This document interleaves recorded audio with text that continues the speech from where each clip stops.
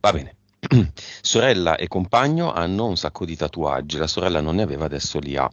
Il compagno della sorella ha tanti tatuaggi, tra cui una lucertola.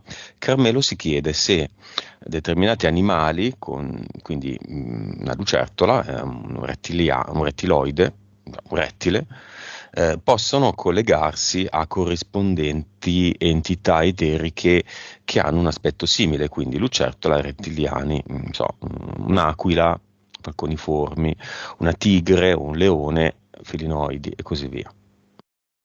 Ma io ho visto il processo inverso, che in realtà sono queste entità che ti agganciano e ti portano a tatuare il loro simbolo sulla pelle. Mhm. Mm. Quindi in realtà precedentemente la persona viene in qualche modo interferita Mhm.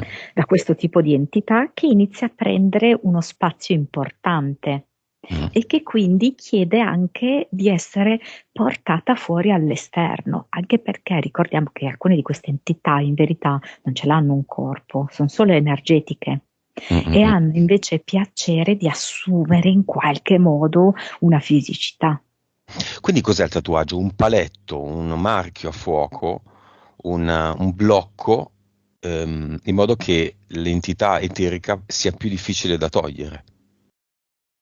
Sì, e poi anche come dire io esisto, non vi potete liberare di noi.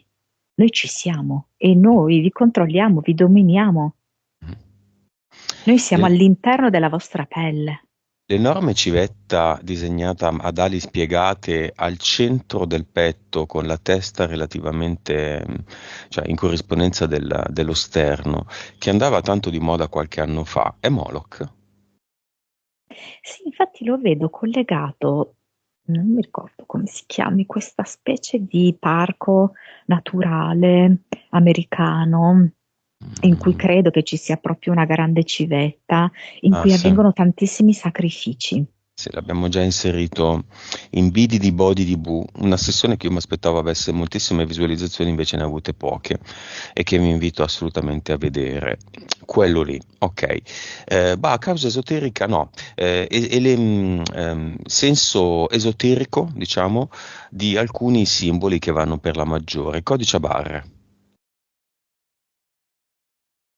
Codice a barre è tu sei un oggetto, tu sei un prodotto che può tranquillamente essere venduto, acquistato. Mhm. Bacio sul collo, rosso, tipico dei tamarri. Sì, in realtà è come se fosse di un vampiro. Ecco. Ok, quindi La propria data in numeri romani.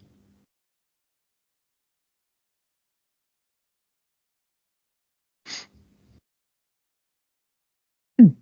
Allora, vedi, in qualche modo mi si ricollega anche a Carmelo, no? Perché lui ha questa lupa romana, mm?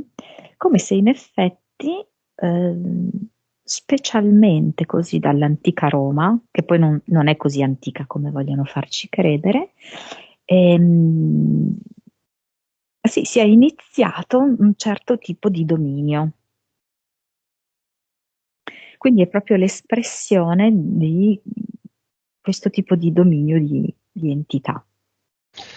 Ok. Fotografia del figlio o del fratello o di un bambino tatuata sulla pelle.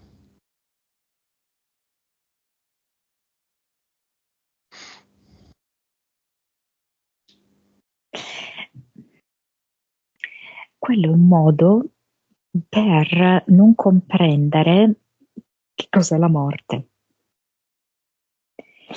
È un modo per cristallizzare un qualcosa e non accettare la trasformazione, mentre noi abbiamo scelto che tutto fosse in continuo divenire, in continua trasmutazione. E quello fa sì che proprio in qualche modo blocchi anche le nostre capacità.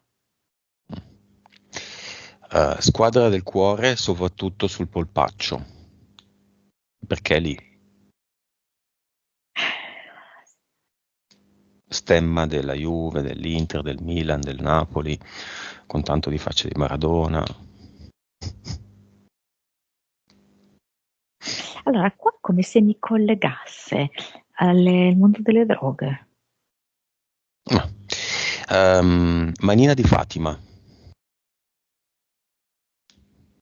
Sì, in tutto il mondo questo dominio di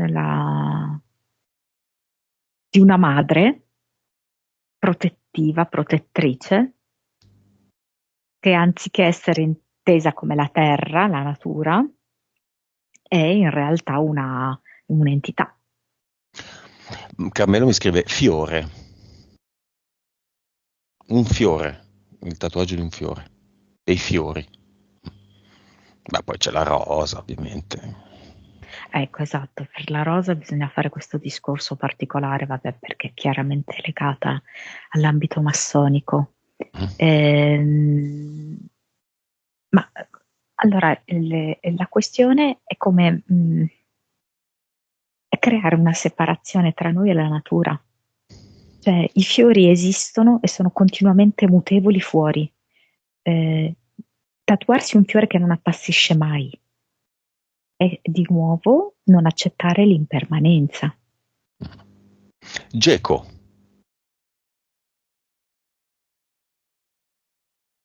È di nuovo sì un collegamento ai rettili, sicuramente. Um, Vabbè, serpenti, quello Sava Sandira. Un qualunque tipo di teschio. Non per forza un tatuaggio legato a un mondo heavy metal, ok, anche un teschio. Un teschio bello, un teschio wow, un teschio che disegna bene un deltoide.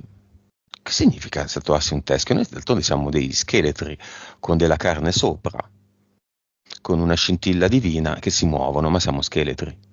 Per cui alla fine non è che il teschio sia il contenitore del nostro cervello, è l'elemento che sostiene la nostra testa. Senza il teschio la nostra testa sarebbe un sacchetto di roba, floscia. Ne ho avuto 13. I 13 teschi? 13, 13 che penso che siano i tarocchi, no? È la morte Mhm. che ha un teschio, no? Poi alla fine come simbolo.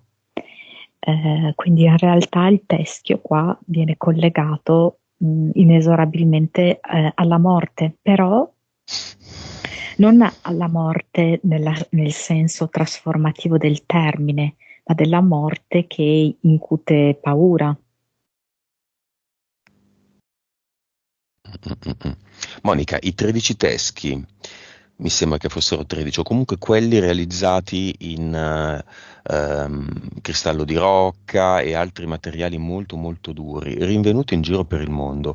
È una bufala, è impossibile da realizzare con qualunque tecnologia ancora oggi, poiché perfettamente corrispondenti a un teschio o quasi in ogni micro dettaglio interno ed esterno. È una bufala o cosa? Allora sì, mi viene che non è reale, no?